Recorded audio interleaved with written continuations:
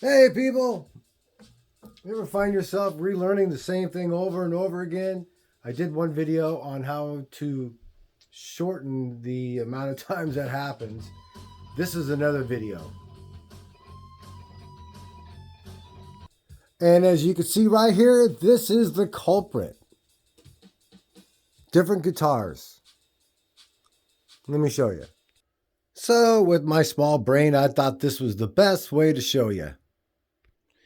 If you're beginning guitar or intermediate to a professional player and you need to learn a complex piece, your best bet is playing one guitar, sticking with that guitar until you get the piece really down, or if you're a beginner, till you get better. So what I show you here is the fretboards.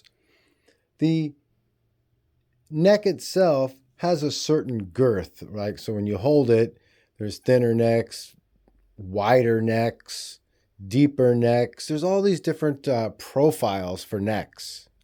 That in itself will tell you to stick with one guitar.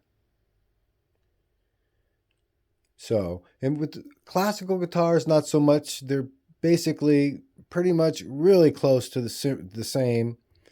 Acoustics, they change with the names, meaning if it's an auditorium compared to a little parlor guitar. Each parlor guitar are relatively the same, and each dreadnought is basically pretty close to the same, meaning the neck, to the girth of the guitar body. So all these come into play when you're practicing and trying to get the most out of your practice. And this is a good one right here. So electric guitars, I'm going to mark where the end of the 3rd fret is and the end of the 5th fret and the beginning of the 12th, only because my ruler is only 12 inches. So here, this is a Gibson Les Paul. Let me get another one. So here's an Ibanez. This is the Iron Label series 6-string. And you can see with the tape, the 3rd fret it's starting to, it's pretty close, the 3rd fret from the Gibson Les Paul. But you can see this fret is before the tape, so the fretting's off. And this one's really off. The blue should be right at that edge.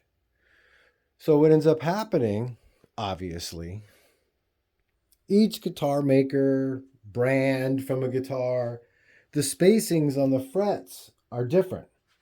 And not only that, but this is a 24 fret, and this is only a 22 fret.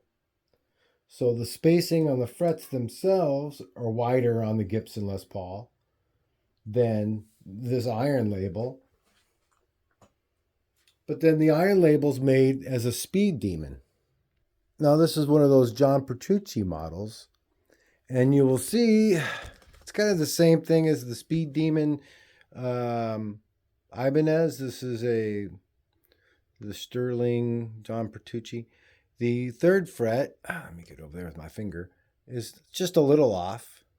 Same as the 5th fret. You can see the tape should be on that side of the fret, on the right side of the fret. And this blue tape should be on the right side of the back of the 12th fret. Again, this is a 24 fret guitar, but on top of that, this now is a 7-string.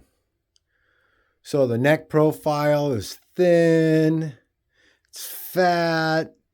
And what I'm getting at, so if you're trying to get the most economy out of your practice hours, one of the better ways of doing it, as well as the last video, is having your fingers being able to go to an area each time and know exactly what fret you're on. Because when you change guitars, as I just shown, where your finger lands completely changes. And as you get, like I was mentioning earlier, as you get better, you might start jamming and doing leads in the higher register of the guitar. And it dramatically changes in those registers depending on the guitar brand. This in itself is the reason why you not only stick to a certain guitar or a certain type, but you don't just choose the guitar from your ear, but choose your guitar because of the dynamics of your fingers. Are they long and thin? Are they fat and stubby like mine? So all those come into play when using chords on the lower register. And also, like I just mentioned, so the lower register playing chords, and then the upper register when you are doing leads really quick, because your fingers are bumping into each other if the frets are very much more closer and not as adaptable to your natural fingers. If you really want to see somebody who has the best fingers for guitars, they're usually women.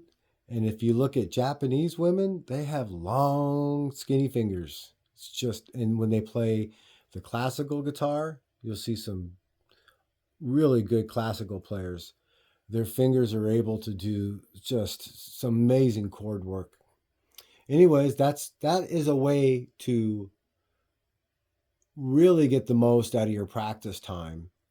Stick to a guitar for what you're playing, and your fingers are going to remember your scales, your chording, and it's going to be one certain fingering when you do that.